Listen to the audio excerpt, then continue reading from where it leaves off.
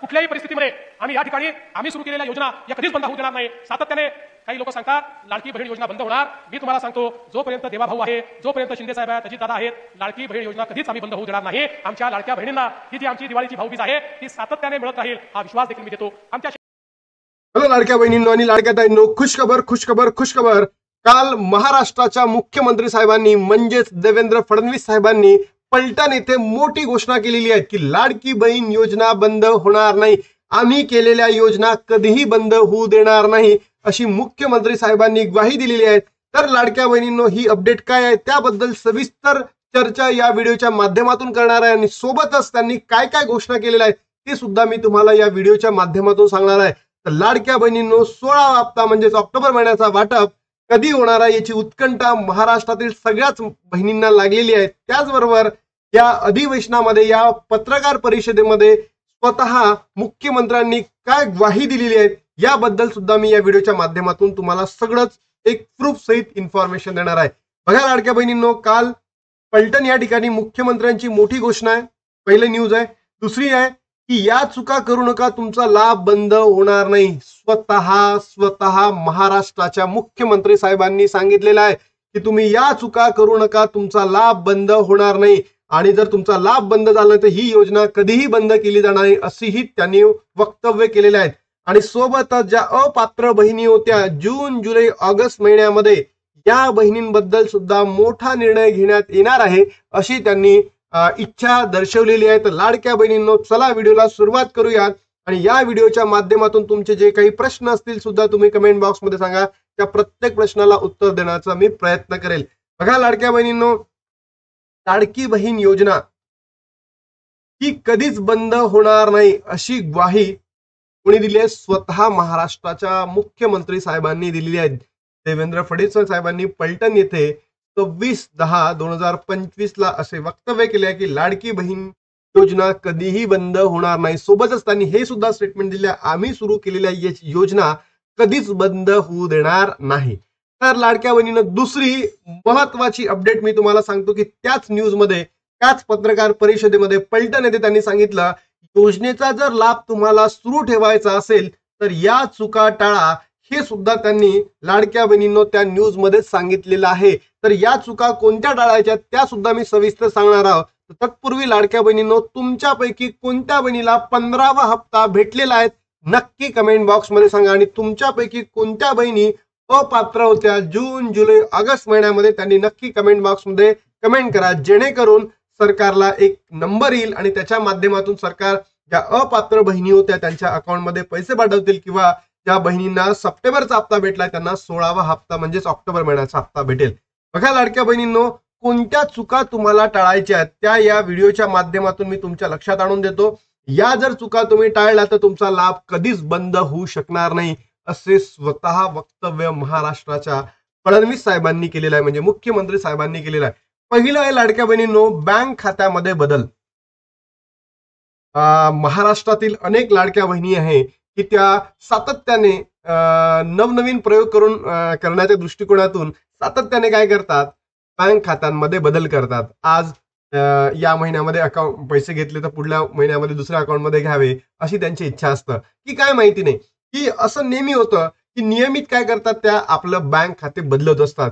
मग कधी मध्ये बँक खात्यामध्ये जेव्हा तुम्ही चेंज करता तर तुमचं आधार संलग्न होत नाही, बँक सीडिंग होत नाही, अशा परिस्थितीमध्ये तुमचा लाभ काय होतो, बंद होऊ शकतो। म्हणून लाडक्या बहिणींनी त्या बँक अकाउंट मध्ये लाभ येतोय लाडकी बहीण योजनेचा, ते बँक अकाउंट आता कधीही बंद किंवा कधीही त्याला बदल करू नका, जेणेकरून तुमचा जो लाभ आहे हा सुरळीत चालू राहील आणि तुमचा लाभ बंद होणार नाही। पहिली रिक्वेस्ट लाडक्या बहिणींनो, की लाडकी बहिणीचं जे बँक अकाउंट आहे यामध्ये कोणत्याही प्रकारचा बदल करू नका। त्याची ई-केवायसी झाली आहे का, त्याची सीडिंग झाली आहे का, एकदा चेक करून घ्या, पहिला मुद्दा। दुसरा, कारण नसताना फॉर्म मध्ये बदल करणे। बरोबर, ऑनलाईन लाडक्या बहिणी कधी मध्ये कारण नसताना काहीही बदल करून टाकतात, कधी वडिलांचं नाव, कधी पतीचं नाव, बरोबर। तर हा सुद्धा बदल करणं तुम्हाला टाळायचा आहे, अन्यथा तुमचा लाभ बंद होऊ शकतो। लाडक्या बहिणींनो, तिसरा महत्वाचा मुद्दा आहे 4 चाकी गाडी नावावर करणे, माहित असून पण नियमात दुर्लक्ष करणे। तर तुम्ही बघितलाय सरकारने काही निकष आखून दिलेले होते की तुमच्या फॅमिलीमध्ये फोर व्हीलर वाहन जर कोणत्याही एका व्यक्तीच्या नावावर असेल तर तुमचा लाभ बंद होईल. पण जर बघितलं असेल तर या दिवाळीमध्ये अनेक आकडे समोर आले आहेत की खूप लोकांनी फोर व्हीलर वाहने विकत घेतलेली आहे.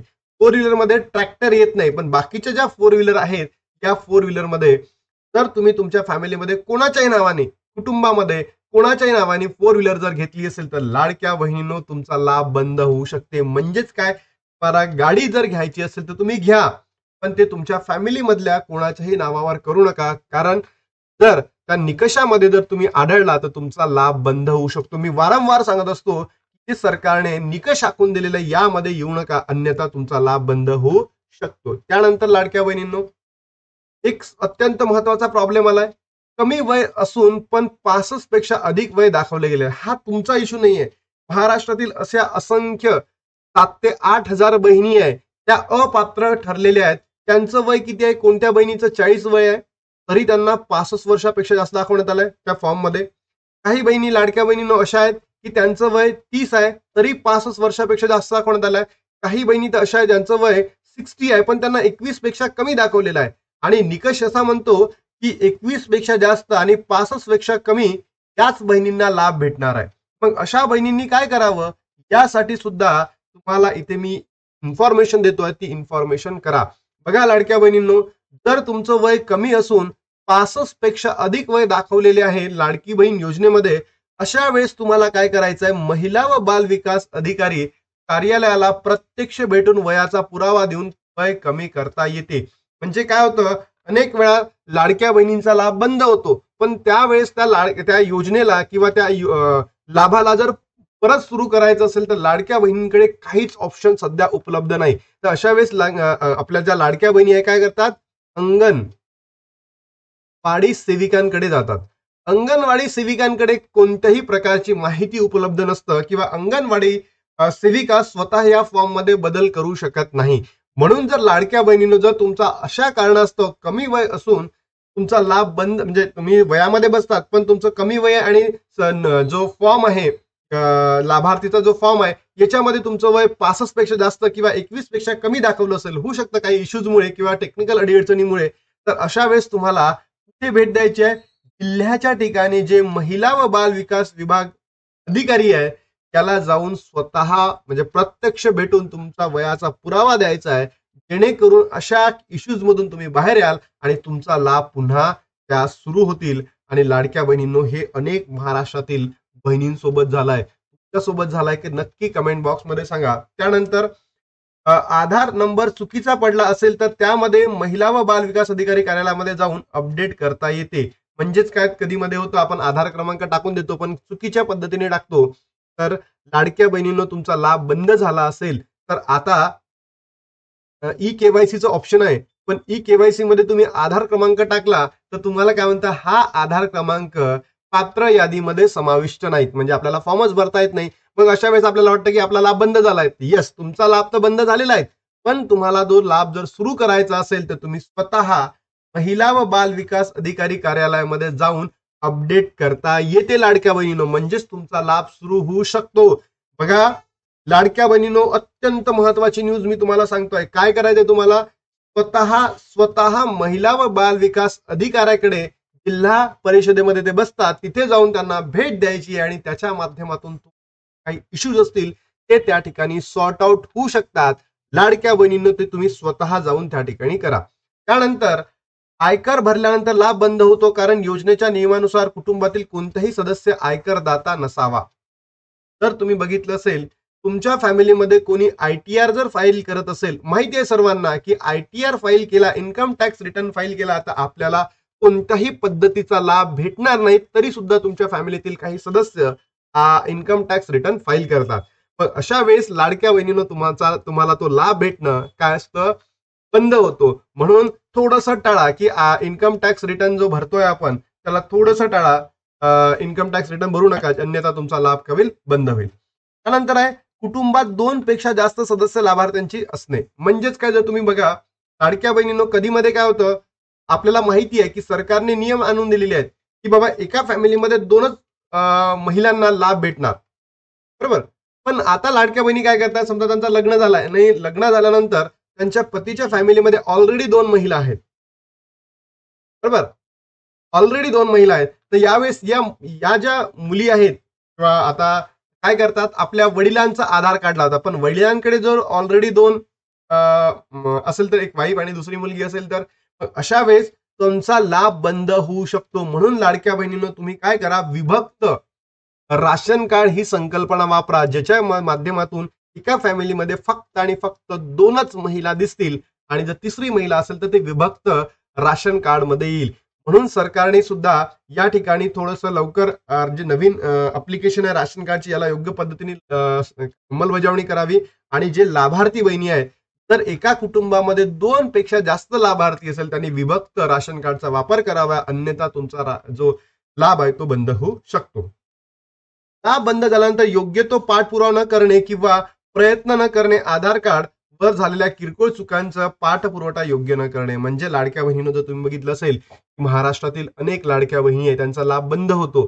काही बहिणींना एका महिन्याचे पैसे भेटले, नंतर 5 ते 6 महिने पैसेच नाही भेटलेले आणि नंतर पुन्हा भेटले पण पुन्हा बंद झाले. अशा वेळेस लाडक्या बहिणी काहीच करू शकत नाही, काहीच करू शकत नाही. जर प्रश्न बघितला असेल की ऑप्शनच नाही आहेत, मग त्या कोणाकडे जातात, अंगणवाडी सेविकांकडे.